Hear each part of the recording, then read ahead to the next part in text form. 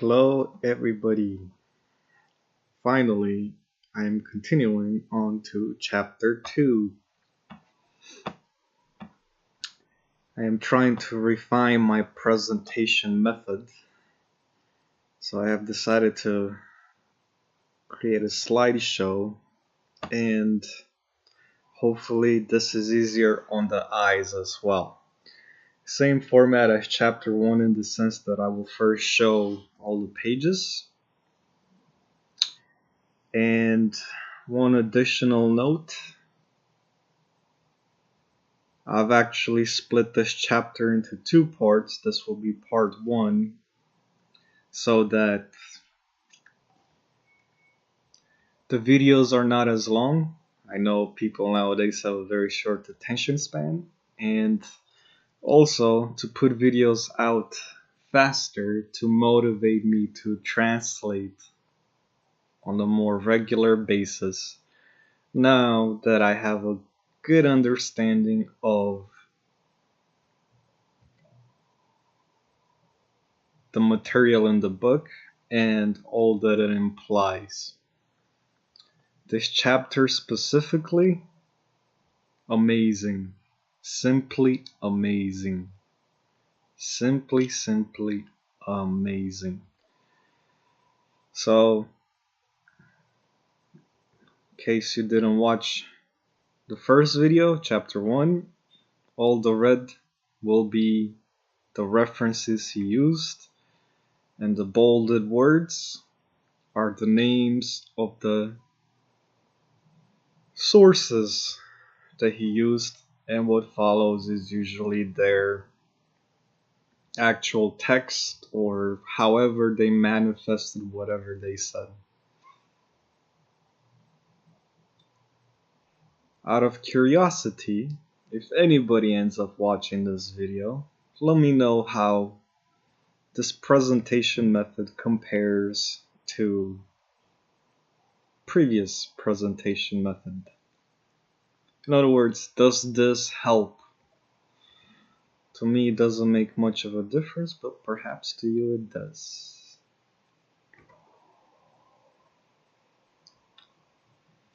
Alright then, so anyone who wants to read for themselves, this is the end of the video. For everyone else that wants me to read, here we go. And keep in mind, I listen to my own videos while I take my walks, so the first viewer is always going to be me, or actually listening.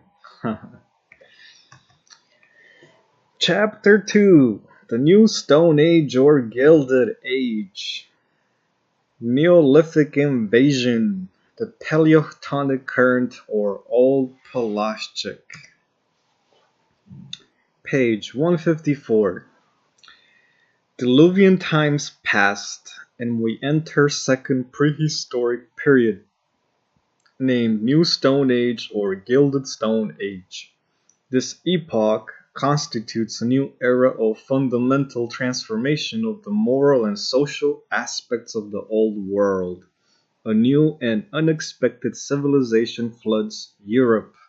Specifically, the Neolithic epoch is characterized by the introduction of domestic animals, through the culture of cereals and textile plants, through the art of navigation, through a much greater ability of the fabrication of stone instruments, finally through the first religious dogmas, through funerary tumulus, which are either conical or pyramidal, through megalithic monuments, and through a powerful social organization.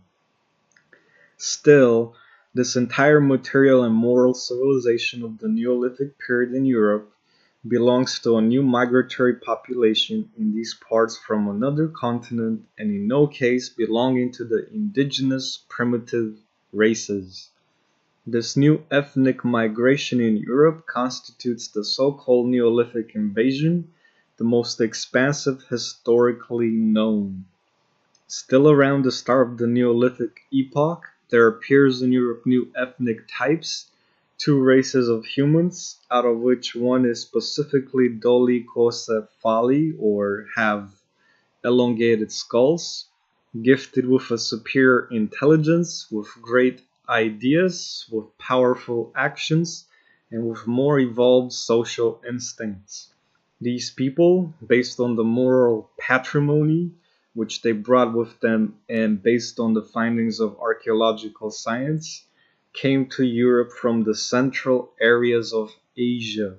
The first Neolithic masses, composed of immense pastoral and agricultural tribes, after they left Central Asia near the Altai Mountains, probably still in the Paleolithic epoch, and after settling down for a period of multiple hundreds of years near the Caspian Sea and the lower Urals, they slowly followed their migratory path towards sunset or west near the north shores of the Black Sea, then attracted to the meridional area by a sweeter climate and a more abundant vegetation, these bellicose or warlike populations, and in great part pastoral, flooded the fertile plains and valleys of Moldova and Romanian countries, which was Wallachia when this book was written, with their endless herds, which could have possibly been sheep.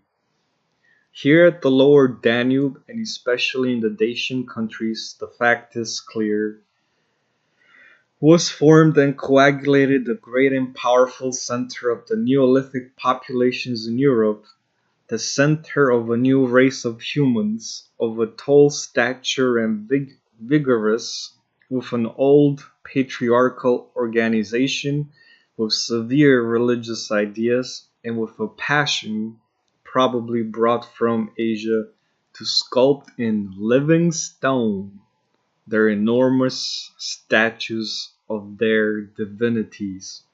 These new conquerors of the old world brought and spread throughout Europe the elements of civilization, founded the first organized states, and gave a new direction for the destiny of humanity.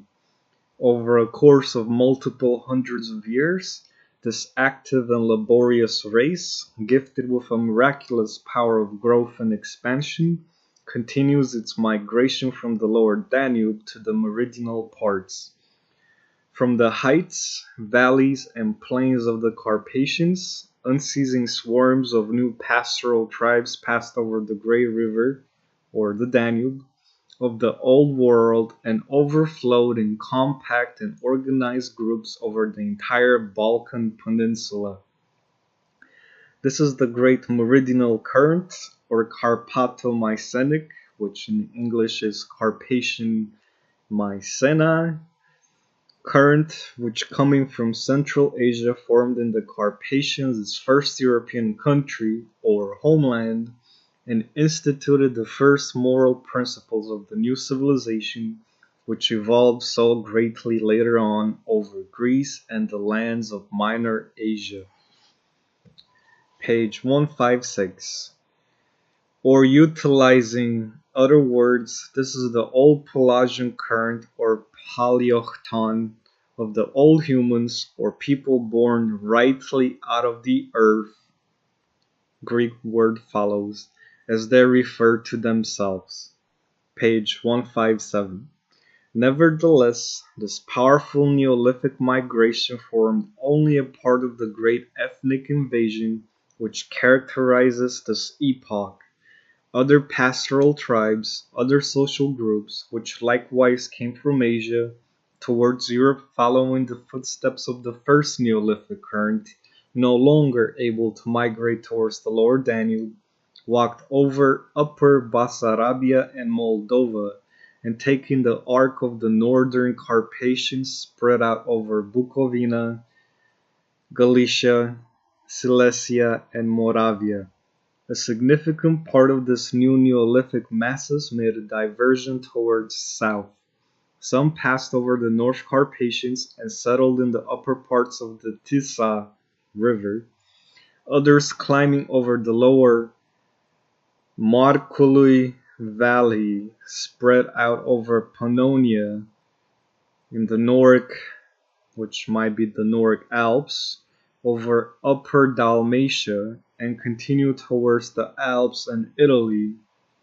Anyways, the rest of the masses, pushed by the new colonies which came from behind and continued their migrations towards sunset or west, near the north shores of the Danube, and passing over Bohemia and Germany, continued towards Gaul, the Pyrenees, Belgium, and Britain, leaving everywhere traces of their tribes and signs of their primitive culture and industry.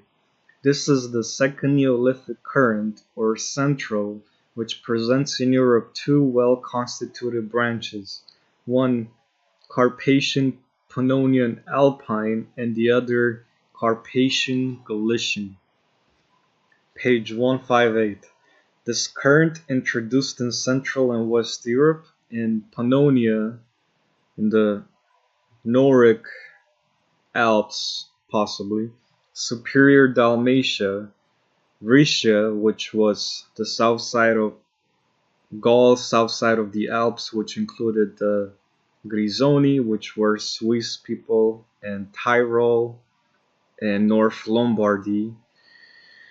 On another side in Bohemia, Germany, Gaul, Pyrenees, Belgium, and Britain, the same Neolithic uniform culture as in the Dacian Carpathians, the same industrial progress, the same pastoral way of life, the same agricultural practice, the same religious doctrine, the same organization of culture and society, and finally the same ideology or common language of the first Neolithic currents.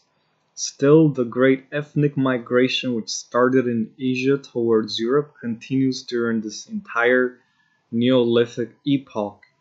Other than the first two great Neolithic currents, or migrations, which brought and spread out over Europe a massive population, different groups of people, same origins, but less considerable, which likewise due to unknown circumstances left the lands of old Asia clash on the sunrise or eastern doors of Europe.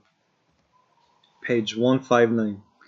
These new invaders, no longer able to follow the migratory paths, were forced to take a path totally abnormal for the tribes, which were searching for a new and more happy homeland.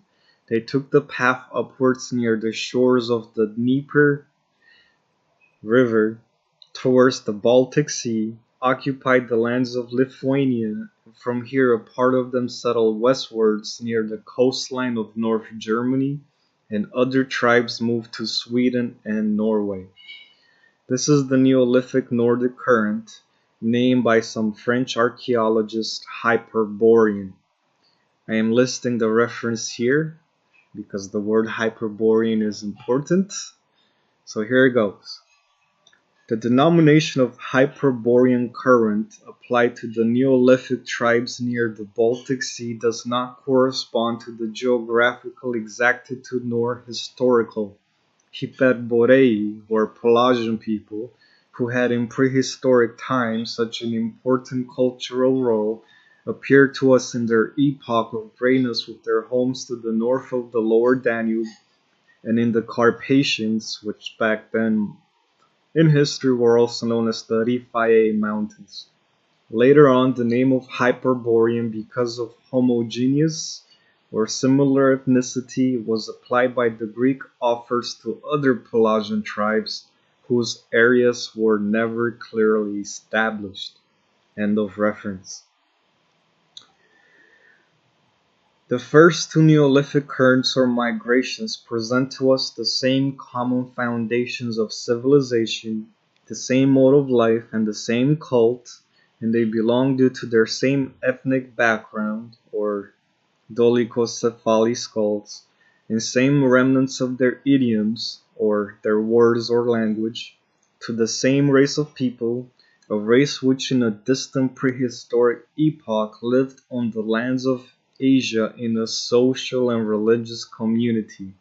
On another note, The Nordic current or Hyperborean presents us in the history of these primitive times more of a series of different ethnic migrations which did not leave at the same time from the interior of Asia, a current composed in great part of two distinct races of humans, one dolichocephaly, pastoral and agricultural, from the same root as the page 160, two precedent currents, and the other brachycephaly, which is shortened skull, with a round head and smaller stature, people that did not know how to be agricultural or pastoral, simple hunters and fishermen with no importance in the history of civilization of this epoch.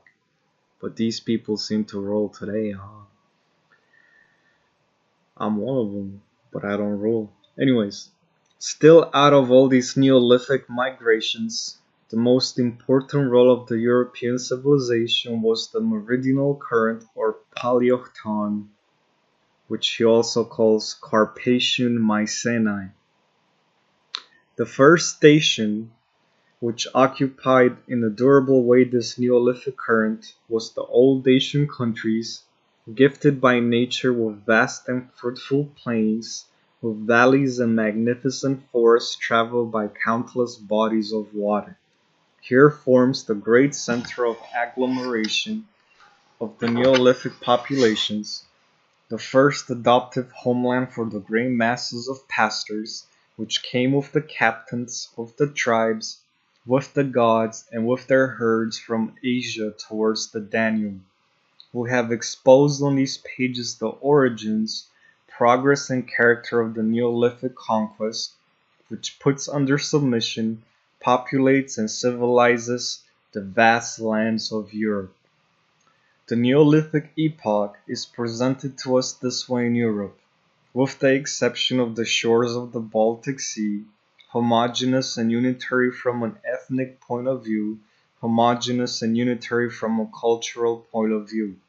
Still, when we speak about this expansive and powerful Neolithic invasion of Europe, we have zero understanding of the anachronistic migration of the once named Ari, of which the modern philology occupies itself with, and of course the hypothetical conclusions do not unite with archaeological investigation results, page 161, nor with anthropological conclusions.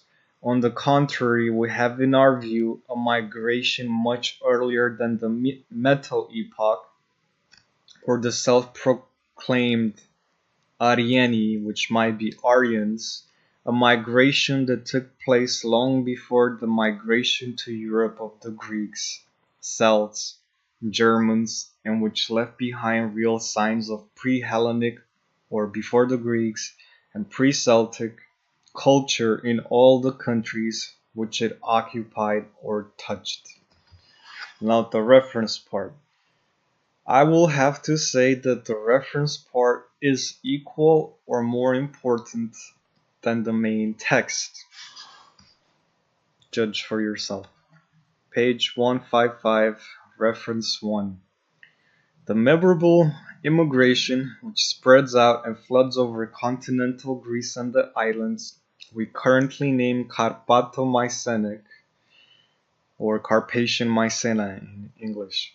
This is the only denomination which corresponds to this movement from a geographic and cultural point of view, and this denomination is even more justified, more so Mycenae, the legendary metropolis of the pre-Hellenic culture, had as a holy emblem a prehistoric monument from the Dacian countries, to be seen in the following chapters. Therefore, Mycena reduced its ancient origins to a population that settled in Argos from the valleys and ridges of the Carpathians. The lands of Greece appear conquered by the new currents since the Neolithic times. The Paleolithic industry on the land of ancient Eladi, or Greece, is not represented, On the contrary, there can be found the remnants of a Neolithic civilization in the most ancient Pelasgian centers of Greece, at Tirynt, at Mycena, at Orchomen, but not of such great quantities as is found near Hisarlik, which is near Troia, in Minor Asia. In this regard, Perrault writes a French quote, which continues on page 156. There's his book. If anyone speaks French, please translate these quotes for me. Please. Oh, that implies showing the original text in French. This Neolithic population of Greece was still Pelasgian. French quote by Regnach, his book. Then another French quote by Duruy in his book. This powerful current of the Neolithic epoch expands from the Balkan Peninsula not only towards Greece and Minor Asia, but also over Syria and Egypt. In North Africa, and in particular Upper Egypt, writes the erudite archaeologist Morgan, the Neolithic civilization presents us a European ethnic character. The same types of the new industry of stone are common in Egypt, Central and South Europe, and Syria. Even the tips of the arrows is identical in Europe and Egypt. On another note, there is a complete difference in the Neolithic and pharaonic arrows of Egypt. Morgan in his book. Ref 1 for page 156. The Pelasgians had an old tradition that their type was literally born out of the earth. There's a Greek word to describe it. Esko unveils Pelasg, the national patriarch of these people, stating towards Danau the following words: I am Pelasg, the son of the old earthling, of the one born out of the ground, or earth. Then there's a Greek phrase, and then the author Aeschyle in his book, or notes, whatever. And Asiu writes, of Pelasg, the one similar to the gods, the black dirt gave birth to him on the ridges of those tall mountains to be the founder of the mortal race. And then where he wrote this, and then similar reference by Dionysi Halicarn in his book. This archaic tradition has been maintained after all until today in the Romanian traditions. Romanian legend tells us that the inhabitants of this country are a new species of human out on earth after the annihilation through a flood of the first race of humans. In a Romanian folklore song, the sick man is given the name of Earthling or Earthman, a word which from an ethnic point of view is identical with some Greek word. There's a folklore song listed here. This is my rough translation. Mother too clean, this is Earthling, you have gifted me, of sickness he cleanseth. And this is from a book written by Lupascu, some Romanian guy. Page 157, Ref 1. In Austria, the principal line of the Neolithic industry extends over Bukovina, Moravia, Bohemia, and Lower Austria. This is said by Zombafi, some German quote from, I think it was some newspaper perhaps, I don't know. And also by Much in his book. 2, or Ref 2, Bertrand, his book. He has a French quote which has the words Septentrionalis and Hyperborean and Traco-Danube. Then also Ibid in his book, which also includes the Hyperborean world. And then, in Transylvania, the invasion of the Neolithic current occurred on two different pathways. One path through the natural pathways of the Eastern Carpathians, the second path through different Neolithic tribes, which once they passed the Northern Carpathians, settled in the upper parts of the Tisa. Page 158. Continue from previous page. Extended slowly on the Somme Valley and Krisu River and quickly expanded in the western regions of Transylvania. To be seen the prehistoric map of Hungary and Transylvania by Romer and its name Résultats généraux du mouvement archéologique en Hongrie, page 42, reproduced by Pulski in Magyarország Archeológia.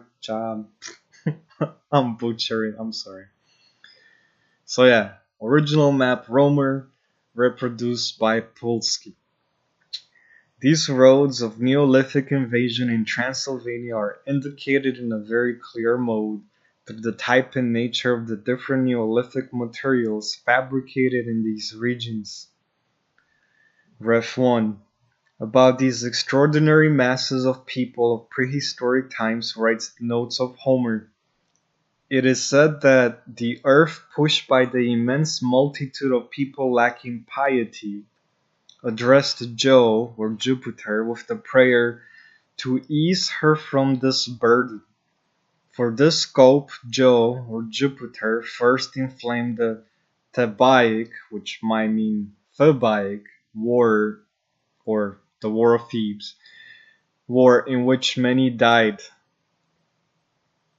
Following this war, even though Jove or Jupiter could have annihilated all these people with his lightning and deluge, but because at this expedient Momus, one of the sons of Night, was opposed, Jove or Jupiter, after the advice of Momus, planned a war between the Greeks and the barbarians, which were the Trojans, and through which war the earth lost some weight because many people died. This tradition, tells us the Notes of Homer, was contained in the Cyprian songs of the poet Stasin, Homeri and his book. The poet Valeriu Flacu in his Argonautics, speaking about the lands near the Riphae Mountains, or where Dacia and Scythia are, expresses himself in the following way. These countries, which extend under the constellations of the two Ursi, or Ursa Major and Ursa Minor, and the gigantic dragon, or the Draco constellation, have the greatest populations, greater than any other region.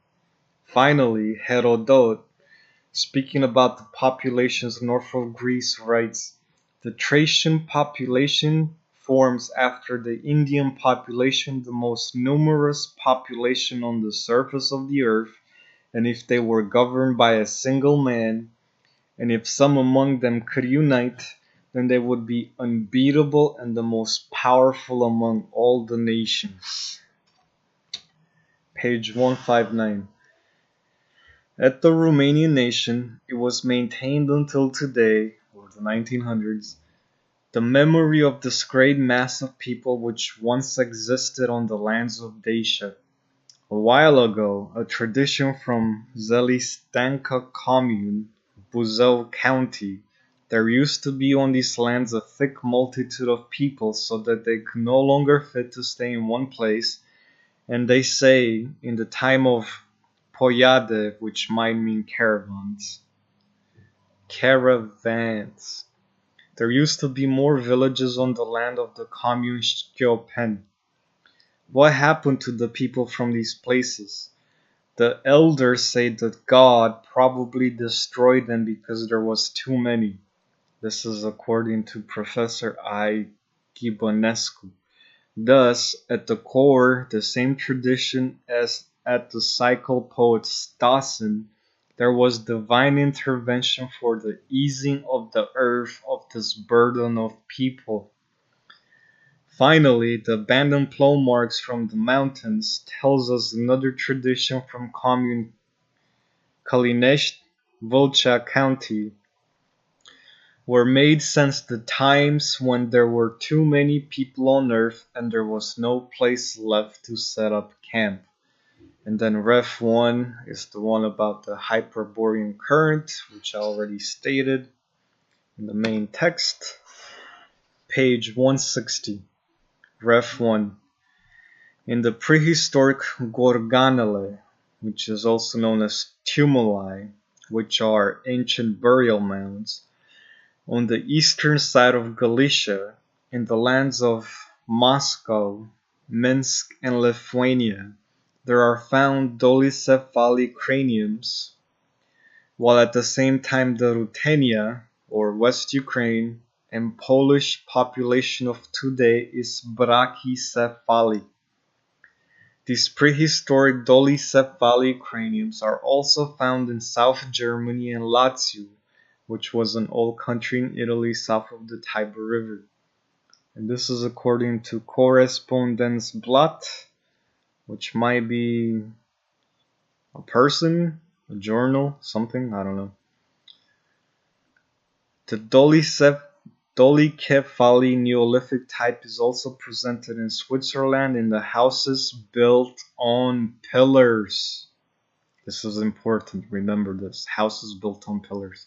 This is according to Freypont and his book. Likewise, also the craniums found in the Neolithic station from Lengyel, the commune Tolna in Hungary, are also dolichocephali. This is according to Polsky, his book. Ref 2. The so-called Ari, which includes the Indo-Irani, Armeni, Latini, Greci, Celti, Germani, Slavi, and Albanese, of which the linguistic experts occupy themselves with, were never able to constitute an ethnic family, at least based on the history that comes to light. Specifically, it is written about the Greci, or Greeks, that they are a migration posterior or after that of the Pelasgians, and that they borrow from the Pelasgians the elements of prehistoric civilization. On another note, the Greeks themselves considered the Pelasgians the oldest people or nation on earth. Likewise, Chelsea, or the Celts, and after them Germani, or the Germans, established themselves a few thousand years later on the vast and archaic Pelasgian substrate, or surface, from Central, North, and West Europe. The whole concept of mud flood and resets, that's what it's saying right here. From a historic point of view, there exists no sufficient criteria that the so-called Aryan languages, page 161, derived from a single primitive language. So much the lexicon, or vocabulary material, and here we understand the elements with identical forms or analog, also the common particulars of the grammatic organism, does not reduce to an inheritance descended through genetics, and simply reduces to a borrowing from a much more archaic language, more expanded and perfect. It is incontestable that language, as a mode of expressing thoughts, changes much easier and faster than the type and the faculties of the spirit, and these last two particulars, which separate in such a fundamental mode the populations named Indo-European, overturns all linguistics' hypothesis about their ethnic homogeneity.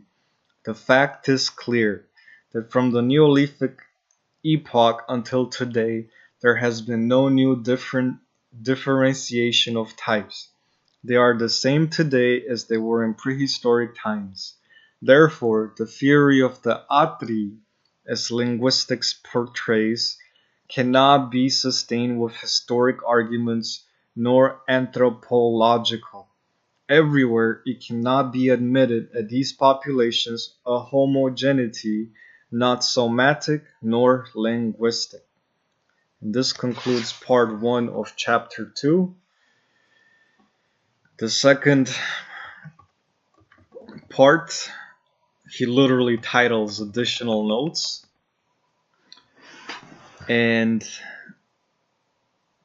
it's about the same length in terms of text, but there's many pictures portraying remnants of the Neolithic civilization known as the Pelasgians.